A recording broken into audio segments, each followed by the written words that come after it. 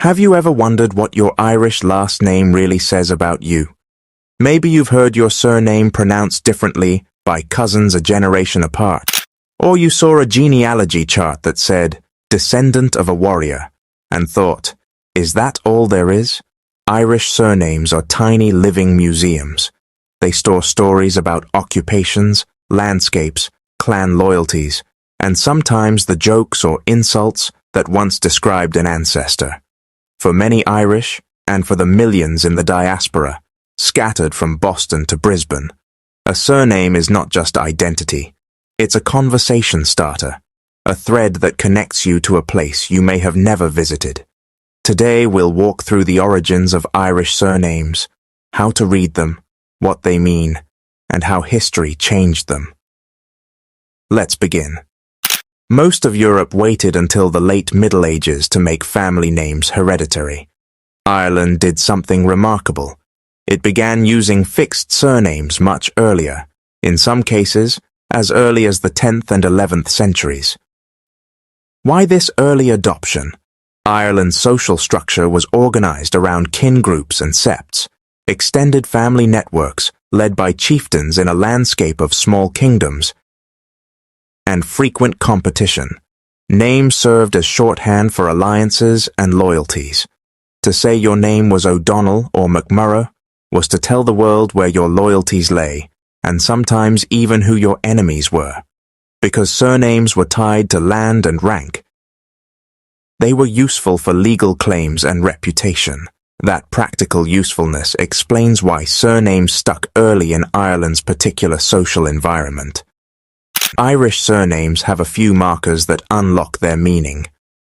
From O, historically, you are, generally means grandson of or descendant of. When you see O'Connor or O'Brien, the name originally claimed descent from an ancestor named Conchobar or Brien. The O prefix in Irish surnames can be traced back to the early days of the Gaelic language and has been in use for over 1,000 years. The O surnames began in the 11th century in Ireland before the Mac surnames. Mac, also written MC, means son of. The Mac and Mac prefixes both come from the Gaelic word Mac, which is a patronymic prefix. McCarthy means son of Carthach. There's a persistent myth that Mac indicates Scottish heritage while Mac indicates Irish, but this is completely false. Both spellings are used interchangeably. Fitzhugh is not Gaelic. It's Anglo-Norman, from the Old French fils, later Fitz, and meaning son of. Fitzgerald literally means son of Gerald. These names arrived with the Norman invasion of 1169. There are also feminine forms in older Gaelic practice. No, daughter of, and Nicach, daughter of the son of, appear in traditional Irish naming. A woman's surname replaces O with Ni and Mac with Nick. Some surnames read like banners. O'Brien, O'Neill, O'Donnell. These names tie to dynasties and legendary importance. O'Brien commemorates Brian Boru, the High King whose victory at Clontarf in 1014 reshaped Ireland. To bear the O'Brien name once meant you belonged to a lineage people recognized across Munster. O'Neill traces to Niall of the Nine Hostages, whose dynasty dominated Ulster. The main O'Neill family is descended from this historic figure, and the name connects to meanings including vehement and champion. But remember, names memorialize possibility, not present power. Branches of a ruling family could sink into poverty, while obscure families might gain prominence through marriage or trade. Still, those dynasty names hold memory and belonging. Irish society prized more than warrior status. Poets, bards, judges, blacksmiths, and clerics had deep social roles, and their professions became surnames.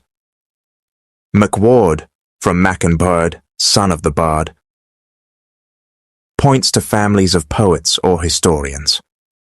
McGowan, from Mac and Gaban, son of the smith, was sometimes even translated to Smith, which is now the fifth most numerous surname in Ireland. O'Clery is thought to be the earliest Irish last name, but its origins don't follow a typical ancestral path. They lie in an ancestral occupation of clerk, probably within the church. When you encounter a surname linked to a vocation, you see a family's traditional social function and often why that family had particular prestige. The 12th century Norman invasion introduced Anglo-Norman families and naming styles. Fitznames, Fitzgerald, Fitzpatrick used Norman French patronymics meaning son of. Over centuries, many Fitz families became thoroughly Irish, marrying into Gaelic families, learning Gaelic, and participating in Gaelic society. The Fitzgeralds, the Geraldines, are classic, Norman origin, rapid adaptation to Irish life, and eventual prominence as local aristocracy. The Norman invasion also brought surnames like Walsh, meaning Welshman, Joyce, and Fleming, from Flemish mercenaries. Most Norman names evolved into Irish forms, then were anglicized in the 17th and 18th centuries. Under English rule, Gaelic names faced pressure to change. Surnames were often anglicized, sometimes phonetically, sometimes by meaning. O'Conchobair became O'Connor. Mac and Gabhan became McGowan or even Smith. The prefixes Mac and O began to disappear in the early 17th century as British rule extended across Ireland. By 1890, only 50% of families in Munster still used the O prefix. In the 20th century, with Ireland's independence and the Gaelic revival movement of the 1890s, many families reclaimed their Gaelic forms, restoring O's and Macs as cultural revival. Daniel O'Connell, who died in 1847, was probably the instigator of this trend. Murphy, O Murchada, descendant of Murchad, sea warrior. Consistently, Ireland's most common surname.